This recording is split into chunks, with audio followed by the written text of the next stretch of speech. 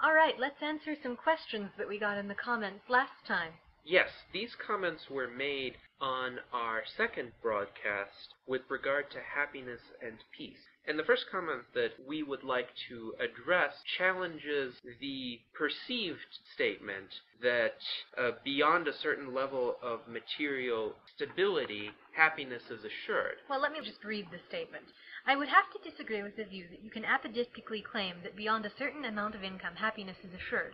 Assertions about the absolute utility of certain material conditions often sound reasonable, but always rest on the ultimately untenable assumption that needs are objective, when in fact they are based on values, and as such subjective.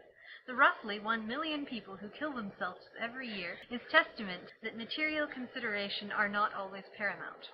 Well, I think what we were trying to get across was not that happiness is assured with a certain material standard of living, but rather it's that a certain standard is necessary. Mm-hmm. It is necessary, but it is not sufficient. And it is true. Well, I wouldn't even quite say necessary. There are people who are quite happy living on less than $60,000 a year, of course, in the United States and in many, many other parts of the world. But all I was doing was referring to the diminishing marginal utility of each additional dollar once you hit a certain point. That is, money can buy you various things, but once you get up to a certain point, you've got your essentials and you can pay for food and water and shelter and so forth. So money becomes less crucial to happiness. It's a little harder to be happy when you're starving in the street. Of course, money is not sufficient. There are plenty of people with millions of dollars and severe depression problems, and plenty of people who kill themselves because they're very wealthy and they can't handle the pressure of that kind of economic responsibility. I think it's not because they're wealthy. I think it's despite being wealthy, because these people have destructive values and they have destructive images of themselves. A lot of it depends on how they came by their money, actually. Lottery winners, for instance, are much more likely to commit suicide than the general population, which sounds very odd. But it's such a radical life change if you go from being the kind of person who plays the lottery every week, hoping for a little luck, and then suddenly you have millions and millions of dollars, and most of these people begin to live recklessly in one way or another, and they feel very pressed upon by the wealth they get, actually, because it's a huge responsibility to manage millions of dollars. It's not an easy thing for a lot of people. For many of them, it may be that getting this wealth all of a sudden brings an impression of omnipotence, the kind of omnipotence that wealth does not confer, because any person, even a very wealthy person, has everyday struggles and has everyday needs that must be met and cannot be automatically met by wealth. You know, though, for lottery winners, that could even contribute to suicide rates, because if you're the kind of person who plays the lottery and then you win, you might initially assume that this is going to solve all your problems. Yes. And that'll be a real nice high for a while. But within a year or two, you're going to realize that you still have all the same problems, and actually some additional ones. While your minor problems, like pleasing your boss, may have been fixed, you now have other problems, like who really likes you for you, and who just likes your money. And again, how do you manage a fortune that size? So new problems arise that I think these people weren't necessarily expecting, and it ends up crushing their preconceived notions about how the world works, and that's very depressing. And perhaps I think there is this erroneous mentality that people who play the lottery have, and that is one big moment, one big success can make or break their entire lives. And I think this is an erroneous mentality, because genuine success and genuine happiness, I think, long-term success and long-term happiness can only come as an accumulation of successes. And I think though certainly these initial big successes can be a springboard. Think about someone like Zach Anner, for example, whose future isn't, made perfect by his recent conquest of the internet, but it certainly helps. Yes. Now, I think this is a good springboard to the second comment, and I will read this. People tend to be their own barrier to being happy. A lot do this by making goals and saying, I won't be happy until I get that goal. Sometimes the goal is hard or impossible to get to, or when they do, they simply make another goal and repeat the process. We need to find little bits of happiness in the everyday life. I completely agree with that statement. And I think there is happiness to be gotten from goals, but you also need to put a little William Carlos Williams into your life and take happiness and joy and beauty where you can find it.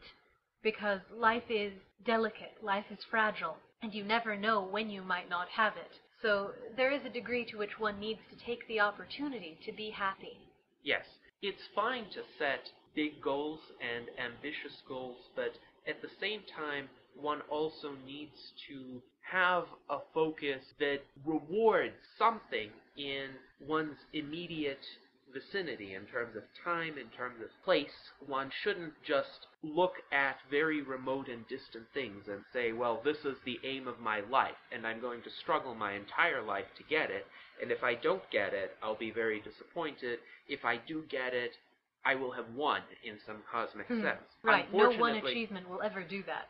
Yes, unfortunately, even the people who do get that achievement all of a sudden find that their lives no longer have meaning to them because they've done what it is they wanted to do, and now what is left for them? Exactly. Some people wonder about the futures of those who succeed tremendously early in their lives because, well, they won. What do they do after that? How are you going to top, like if you get the Nobel Prize at age 22, how in the heck are you ever going to top that in your life?